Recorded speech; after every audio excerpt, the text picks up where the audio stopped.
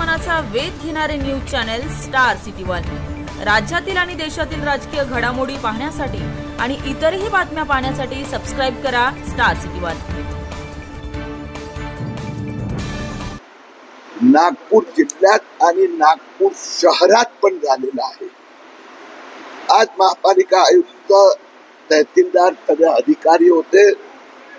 एक आश्चर्यजनक आकडा असा आलाय की कलेक्टरचं असं म्हणणं आहे, जिल्हाधिकारी तहसीलदारचं, की नागपूर शहरासाठी 1839 अर्ज आले, फक्त 4च रिजेक्ट फेटाळण्यात आले, 1234 सर्टिफिकेट दिले।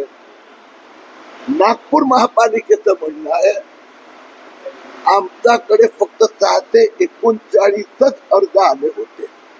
एवढा तफावत आहे। मग उरलेले 50%, कारण की याच्यासाठी नागपूर महापालिकेने एक सर्टिफिकेट द्यावं लागतं। तहसीलदार म्हणतो 1234 लोकांना आम्ही आदेश दिले, हे म्हणतात आम्ही फक्त 639लाच NOC दिली, आणि म्हणून याची व्यवस्थित चौकशी करण्याचे दोघांनी आश्वासन दिलेलं आहे। सर, काय वाटतं, म्हणजे हे सगळे जर NOC दिलेले असेल तर हे कागदपत्र कुठून आले, बोगस कागदपत्र आले, कोणी मोठ्या प्रमाणात महाराष्ट्रात 2,23,000 अर्ज आले, त्यातला 1,00,000 अर्जाचे डॉक्युमेंट फेक आहे, फोर्जरी आहे, आणि त्यात